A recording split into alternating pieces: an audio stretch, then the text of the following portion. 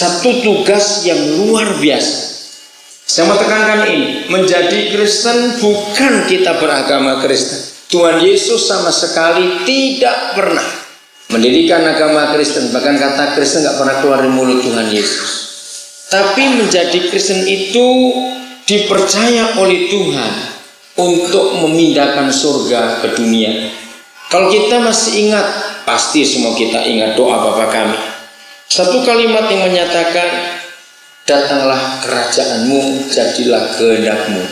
Nah, kalimat berikut seharusnya berbunyi demikian, supaya bumi jadi seperti surga. Nah, sekarang kalau kita diminta untuk datanglah kerajaanmu, pernahkah kita mikir, lalu kalau kerajaan surga sudah datang ke bumi, karena itu permintaan kita dan Papa mendengar yang kita minta, pernahkah saudara mikir, terus mau apa? Kira-kira bagaimana? Jadi datanglah kerajaanmu, jadilah kehendakmu, itu maksudnya supaya bumi jadi seperti surga. Saudara, cuma ada satu di antara dua. Kalau kita sering mendengar kata-kata dalam kehidupan ini, karena kalau tidak surga, tidak seperti surga bumi ini, maka pasti seperti neraka. Udah cuma itu saja, nggak ada yang lain. Kalau bumi ini tidak jadi seperti surga, berarti dia pasti jadi seperti neraka. Dan ini yang terjadi dalam pernikahan kita, dalam keluarga kita. Kalau rumah tangga kita tidak benar, hidup suami istri nggak beres, maka pasti rumah tangga kita orang berkata kayak neraka. Betul? Rumah tangga kita cuma disebut satu di antara dua, seperti neraka atau seperti surga. Nggak ada orang ngomong rumahmu kok kayak pasar ya? Nggak ada itu. Mau berapa orang tinggal di rumah itu, rumah sampai kayak pasar? Pasti orang berkata surga atau neraka dalam keluarga kita. Nah, kalau sampai surga atau neraka, ini hubungan yang kuat sekali. Saya ulangi lagi, menjadi Kristen adalah kita diminta untuk bisa memindahkan surga ke dunia ini. Dan ternyata memang hanya orang Kristen, satu-satunya kelompok manusia di dunia ini yang dipercaya oleh Tuhan supaya kita bisa memindahkan surga ke dunia ini. Maka itu menjadi Kristen tanpa mengerti tugas ini, kita tidak akan pernah dikatakan menyenangkan hati Tuhan.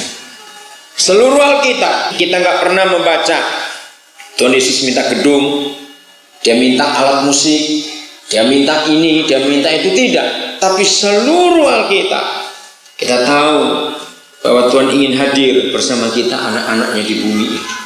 Dan itu sungguh menyenangkan hatinya. Kita lihat dulu Wahyu pasal 21, akan kerinduannya yang luar biasa. Kita Wahyu pasal 21. Sehingga kita tahu menjadi Kristen itu untuk apa, supaya apa.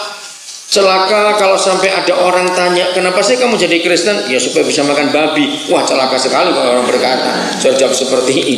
Kenapa kamu menjadi Kristen? Dia bilang, wah bolonnya akeh, orang kok baik-baik gitu. Bukan. Menjadi Kristen karena kita punya tanggung jawab yang besar. Wahyu pasal 21. Inilah pada akhirnya gereja itu harus menjadi apa, berbuat apa, dan bagaimana. Saya baca ayat 2. Dan aku melihat kota yang kudus, Yerusalem yang baru, turun dari surga dari Tuhan. Sampai pada kalimat ini kita masih belum tahu siapa, apa yang dimaksud Yerusalem baru, turun dari surga. Tapi kalimat berikut akan menjelaskan yang berhias bagaikan siapa? Pengantin perempuan yang bagaimana berdandan untuk suaminya. Siapa pengantin perempuan yang sudah siap berdandan untuk suaminya itu? Gereja. Betul? Gereja. Nah, gereja yang Tuhan harapkan seperti ini. Turun dari surga. Jadi bukan gereja yang berasal dari bumi, tetapi gereja yang berasal dari Tuhan. Sekali-sekali, aku melihat kota yang kudus, Yerusalem yang baru, turun dari surga dari Tuhan. Banyak gereja, Bahkan akhir-akhir ini kita tahu pertumbuhan gereja luar biasa, tapi cuma gedungnya, organisasinya, orang-orangnya sudah didata, saudara. Secara jumlah tidak sehebat secara jumlah gedung. Kenapa? Mengapa pertambahan gedungnya nggak diikuti dengan pertambahan anggotanya atau orangnya? Ternyata orang Kristen Indonesia cuma pindah saja.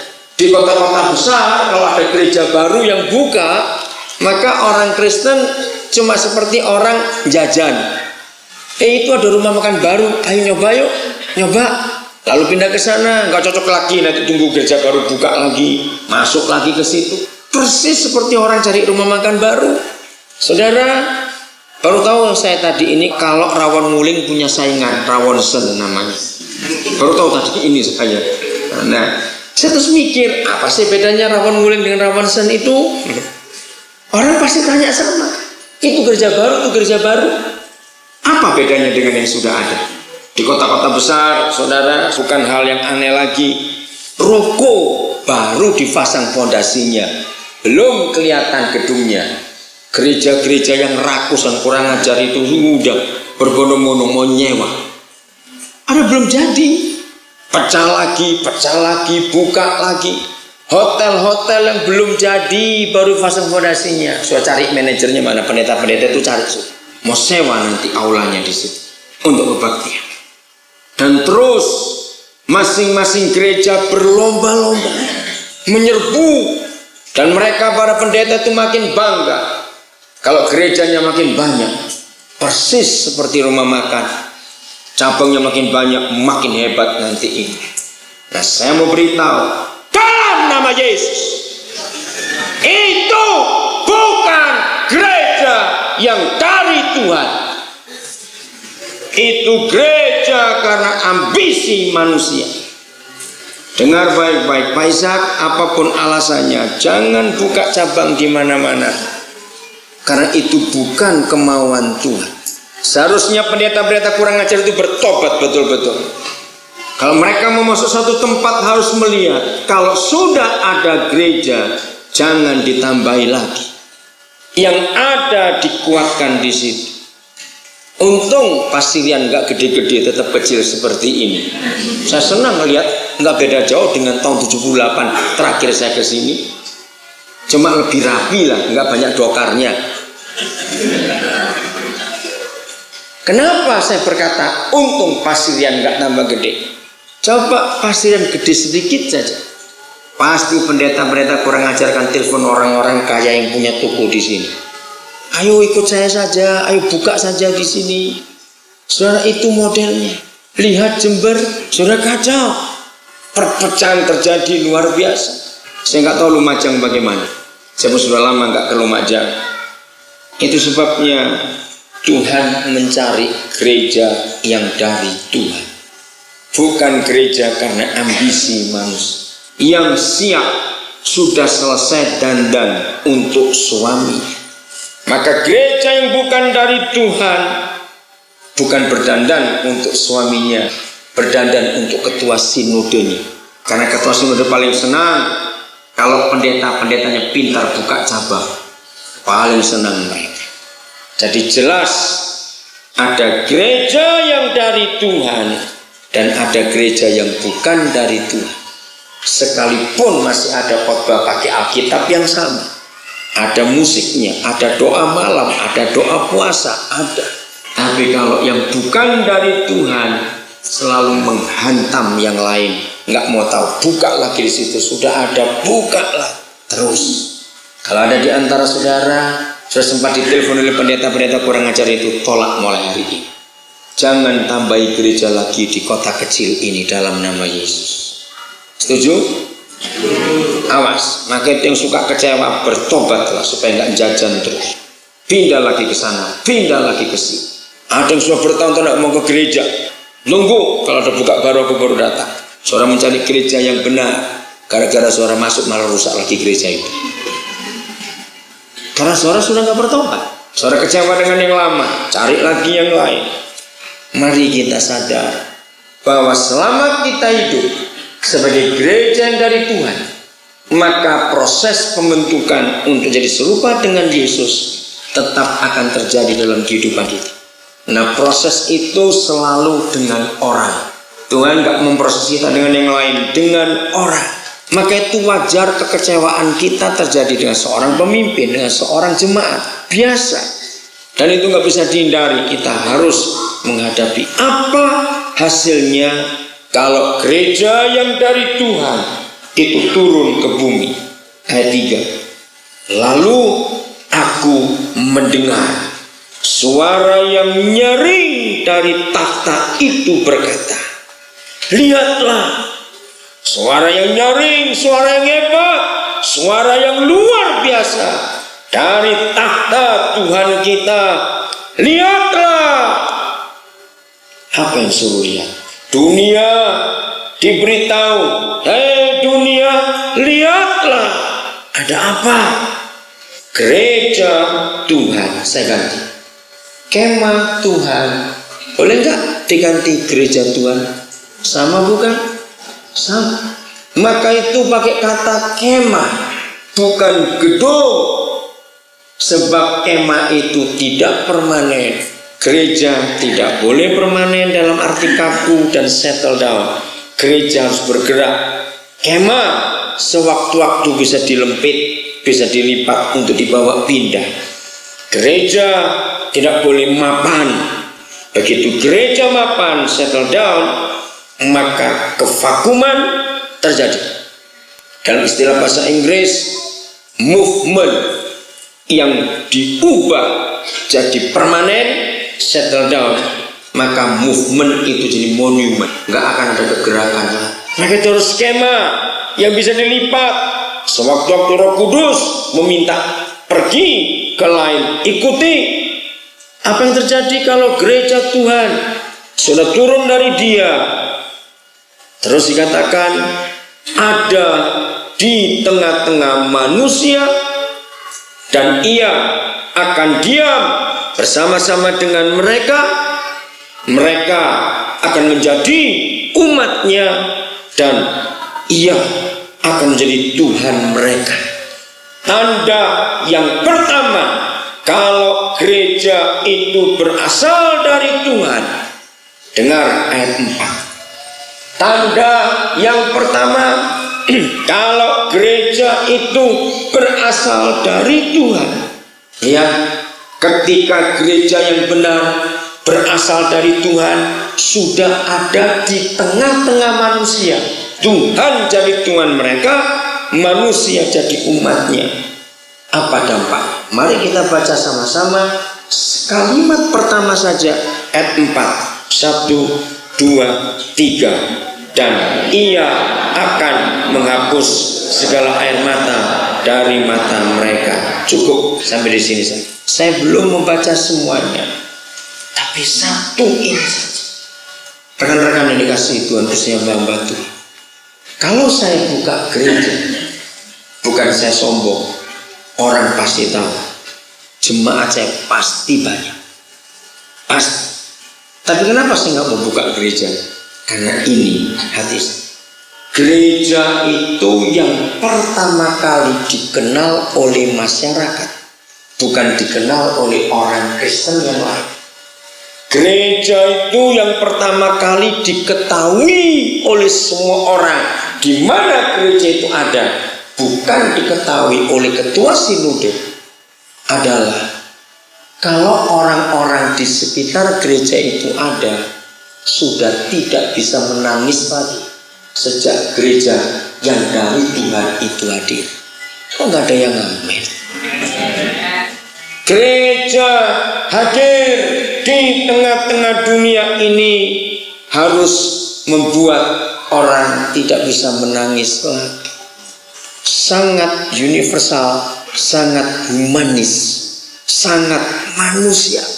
Maka itu kemana saya keliling. Hari ini tepat sudah seorang anak saya dari Bandung, di antara ratusan anak saya, dia ingat tadi pagi-pagi dia SMS saya. Dia bilang, "Papa, selamat mensyukuri 33 tahun Papa jadi hamba Tuhan hari ini." Hari ini saudara, tepat 33 tahun yang lalu di Kota Lawang, pertama kali saya berkhotbah seumur hidup saya. Khotbah saya pertama Saya melayani sudah sejak sebelumnya. Saya jadi guru sekolah minggu sejak tahun 69. Kalau saya hitung pelayanan saya, berarti saya dari tahun 69. Tapi saya hitung dari khotbah saya, itu 26 Agustus tahun 72.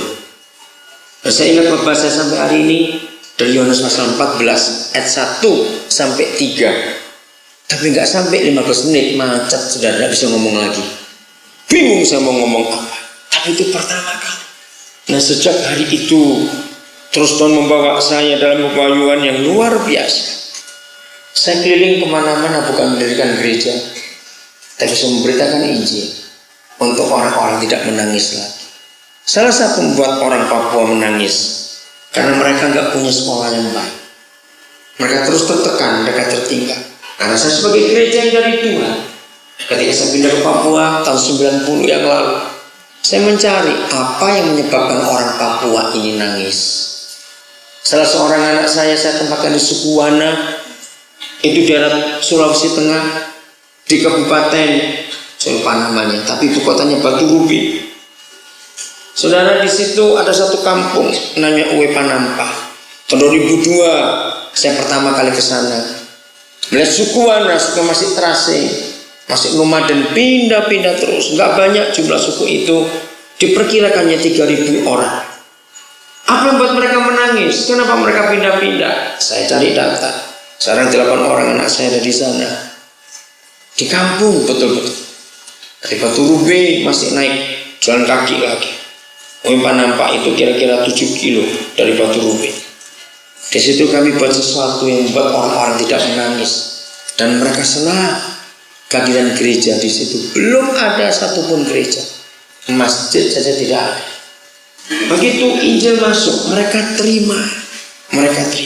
Sekarang sudah ada 4 sekolah kami dirikan di 4 kampung yang baru dibuka.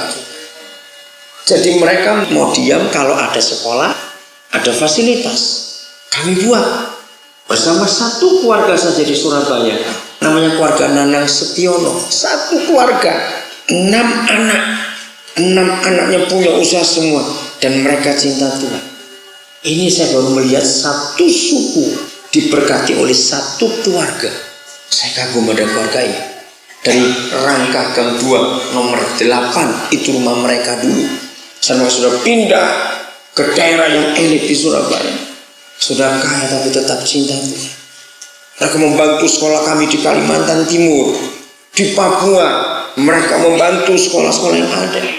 Makin mereka membantu, makin banyak berkat untuk keluarganya. Sangat mengagumkan. Satu keluarga ini saya baru pertama lihat. Mereka bangun sekolahnya, bangun asramanya, kirim pakaian, makanan, semua fasilitas. Bayangkan, listrik belum ada, mereka bangun pesawat telepon di sana, pakai solar cell. Hebat sekali, satu keluarga. Kalau mereka mengerti prinsip ini, bagaimana mereka hidup menjadi berkat gerejanya itu. Nah, saya tidak tahu apa yang membuat masyarakat Pasirian menangis. Kehadiran sudah harus menghapus air mata mereka. Amin. Nah, lalu gereja yang bagaimana? Gereja itu terdiri dari kumpulan keluarga-keluarga, suami istri. Mari kita lihat secara lebih sempit siapa yang dipercaya Tuhan untuk memindahkan surga ke dunia. Kita lihat Matius 18 ayat 20. Dari ayat ini kita akan mengetahui siapa yang menghadirkan surga ke dunia. Matius 18 ayat 20. Semuanya pasti sudah hafal. Sebetulnya kalau usah dibaca pun hafal, karena ini sering diucapkan sebelum mulai kebaktian. Iya enggak? Apa yuk? Di mana? Ayo baca. 1, 2, 3.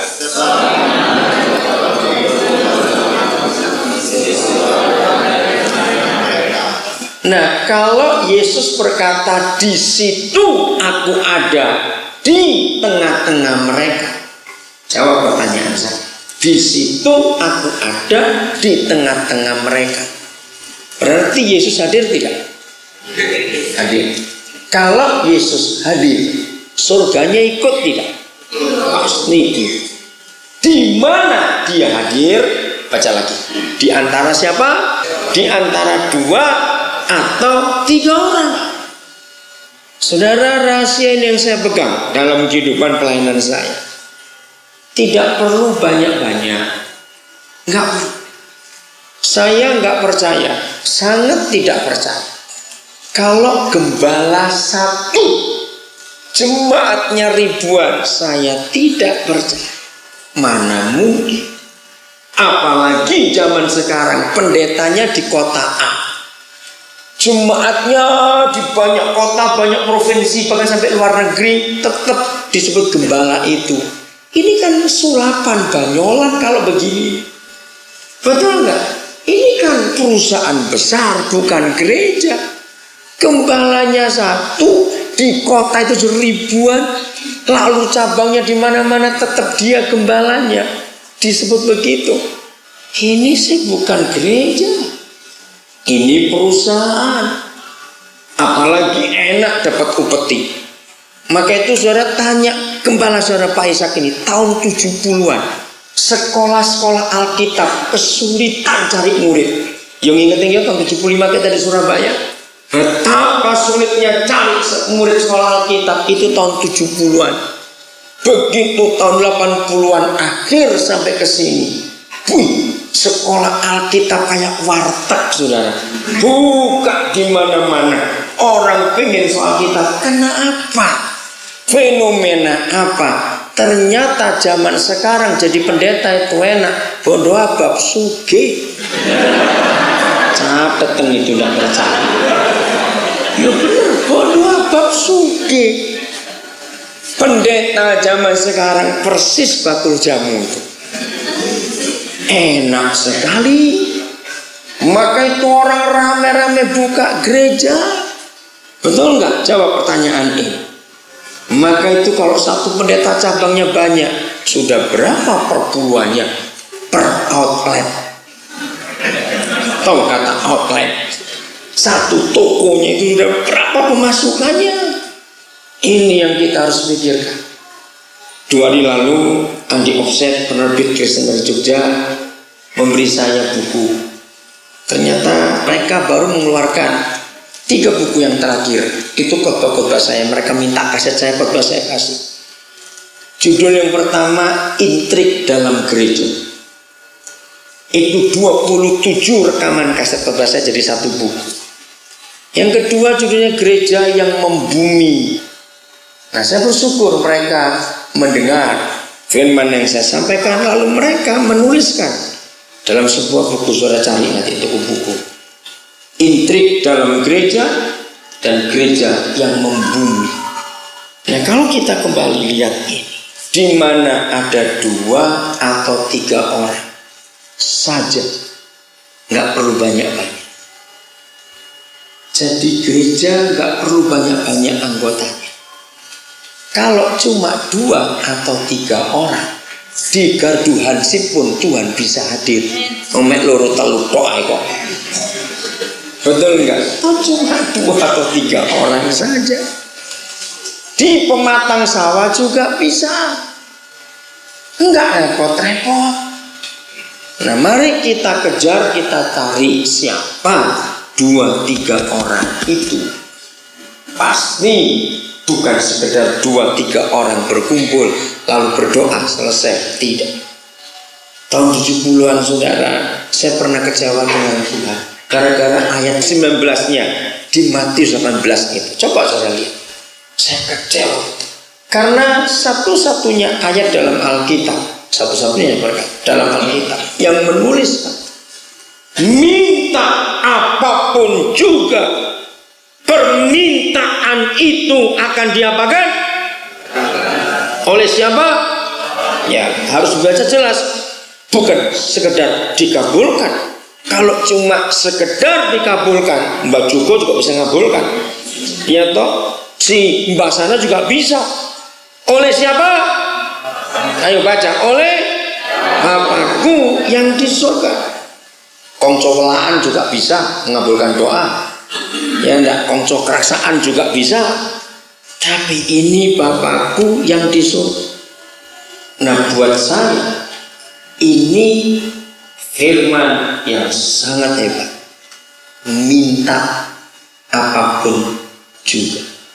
Jadi tanpa batas. Minta apapun juga. Apa yang saya buat sampai saya kecewa dengan Tuhan?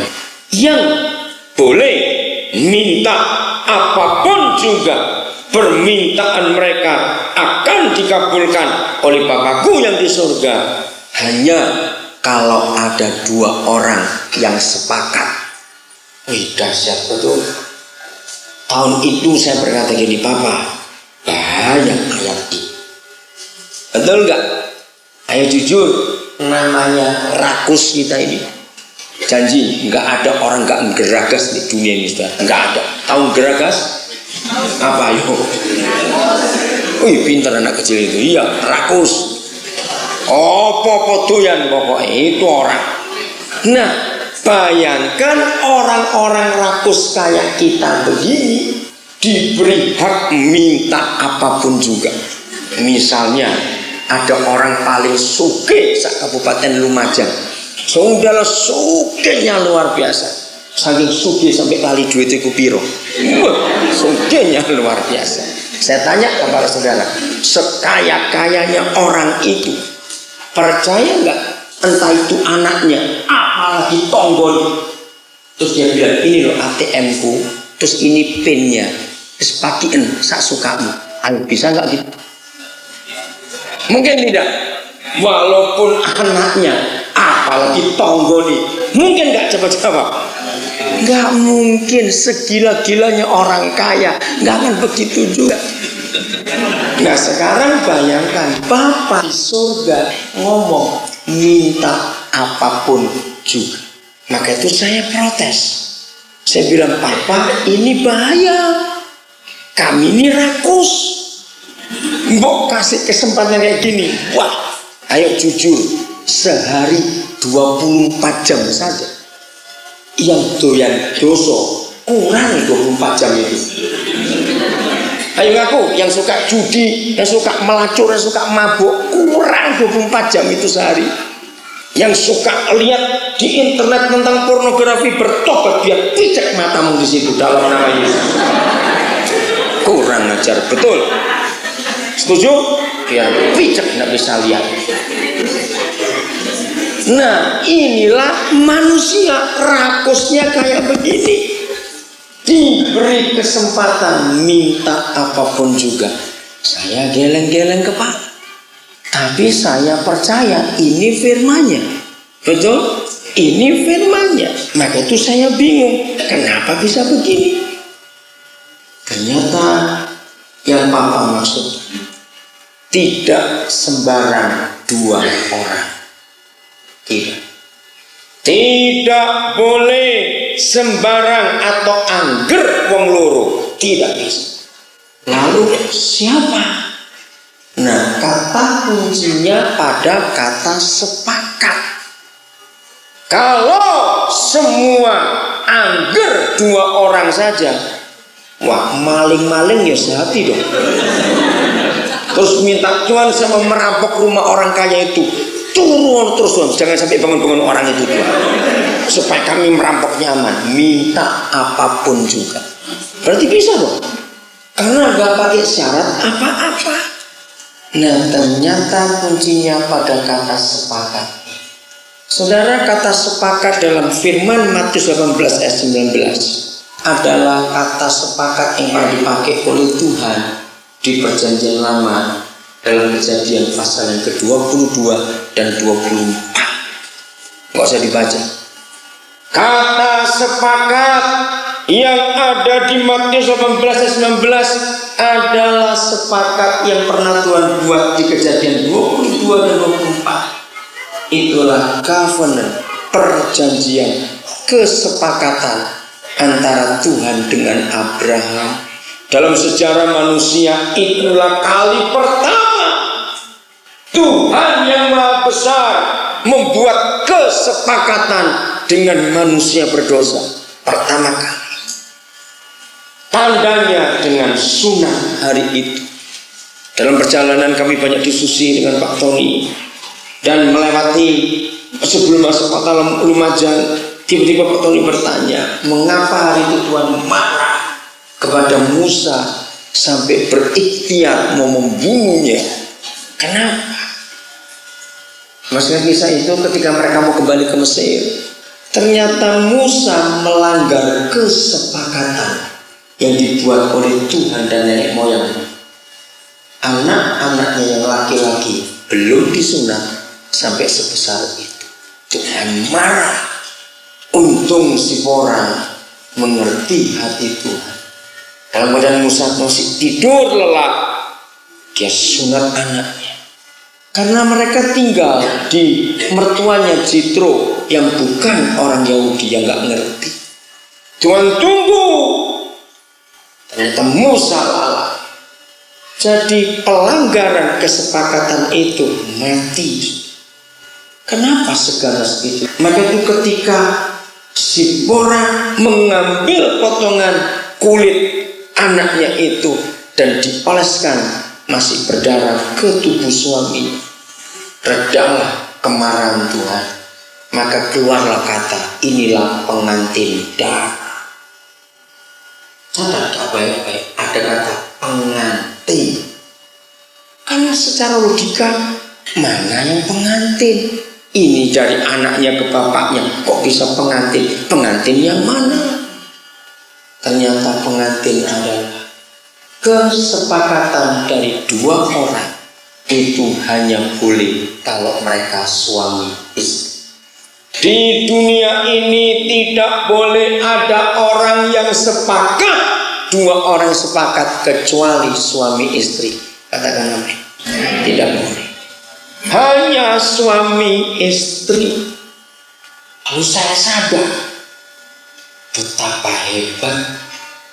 Jadi saudara, hanya suami istri yang hidupnya benar, nikahnya benar, tetap dalam kesepakatan dalam semua hal, yang diberi hak minta apapun juga permintaan mereka akan dikabulkan oleh Bapa Kudus. Kalau begitu, sebenarnya semua rumah tangga tidak perlu ada masalah. Karena begitu suami istri sepakat, minta apapun juga Bapa kabulkan. Beres. Nah sekarang kita mundur lagi. Kalau begitu ayat 20, 2 atau 3 orang. Ternyata ini terjemahannya kurang betul. Yang betul begini, sebab di mana ada 2 orang dan orang-orang ketiga berkumpul dalam namaku, di situ aku ada di tengah-tengahnya. 2 orang pertama jelas suami istri. Siapa kalau begitu orang-orang ketiga? Anak-anak. Jadi keluargalah